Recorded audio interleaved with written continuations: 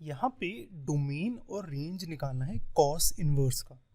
सबसे पहली बात तो आप साइन कॉस टैन और बाकी सबके डोमेन रेंज याद कर लेना, क्योंकि वो आ सकते हैं पेपर में। अगर सपोज याद नहीं है आपको तो मैं तरीका बताता हूँ आपका कि कैसे ऑप्शन में से सेलेक्ट कर सकते हैं। ठीक है, ओके। तो यहाँ पे डोमेन और रेंज की बात हो रही है। अब यहाँ पे ना कॉस इनवर्स एक्स, तो मैं मान लेता हूँ F X equal to, F X नहीं मानते हैं, y equal to cos inverse x। ठीक है, यानी कॉस y की वैल्यू x है। अब इस वाले केस में x जो है मेरा वो होगा डोमेन, है ना, और y होगा मेरा रेंज। ठीक है, ठीक है, इतना कूल है। अब मुझे बताओ, यहाँ पे x की वैल्यू है कॉस y। अब कॉस की वैल्यू कहाँ से कहाँ तक जाती है? मुझे पता है -1 से 1 की तरफ जाती है, जहाँ पे -1 भी होता है और 1 भी होता है। cos 0 पे 1 होता है, cos 180 पे -1 होता है, यानी ये इंक्लूडेड है। तो मतलब डोमेन में मेरा -1 और 1 आना चाहिए। तो यानी या तो B होगा या C होगा, A नहीं हो सकता और D नहीं हो सकता। ठीक है, ओके। रेंज मतलब ऑल पॉसिबल वैल्यू y की।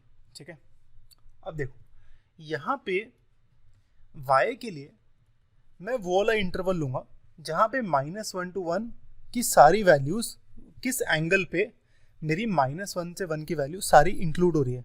ठीक है, मतलब मुझे पता है कि cos y equal to x है। ठीक है, और -1 से 1 इंक्लूडेड है। तो इसका मतलब cos y यानी y की वैल्यू 0 डिग्री होनी चाहिए, यानी y की वैल्यू 0 रेडियंस होनी चाहिए।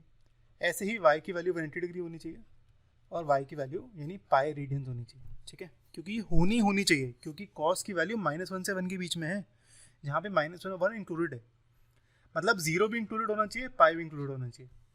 तो 0 और पाई, मैंने ए ऑप्शन और डी ऑप्शन पहले ही कैंसिल कर दिया था। 0 पाई दोनों इंक्लूड होने चाहिए, तो यानी ये वाला और ये वाला ऑप्शन होगा, यानी करेक्ट ऑप्शन होगा सी। ठीक है, ये नहीं होगा क्योंकि 0 पाई इंक्लूडेड नहीं है इसमें। तो इस तरीके से हम करते हैं। ठीक है, डोमेन में -1 और 1 होना चाहिए और रेंज में 0 और पाई दोनों होने चाहिए। ठीक है, तो करेक्ट आंसर होगा इसे सी। इसी तरीके से अप्रोच करनी है प्रॉब्लम्स को। याद रखना, टीचू पे हम आपको आंसर नहीं समझा रहे, हम आपको समझा रहे हैं कि कैसे सोचना है। प्रॉब्लम सॉल्विंग स्किल्स सिखा रहे हैं आपको। ठीक है, जो कहीं नहीं सिखाते हैं आपको, सिर्फ आंसर दे देते हैं या कहते हैं कि चलो प्रैक्टिस प्रैक्टिस प्रैक्टिस कर लो, पर समझ तो आना चाहिए कि क्या कर रहे हैं, क्यों कर रहे हैं। और फिर प्रैक्टिस इज ऑल्सो इम्पॉर्टेंट, पर समझो तो सही चीज़ को, और अप्रोच कैसे करोगे प्रॉब्लम को, that is very important skill, जो कि फॉर एवर लाइफ रहेगा। ठीक है, सिर्फ एक जगह नहीं रहेगा, सिर्फ पेपर में काम नहीं आएगा, हर जगह रहेगा। ठीक है, चलो।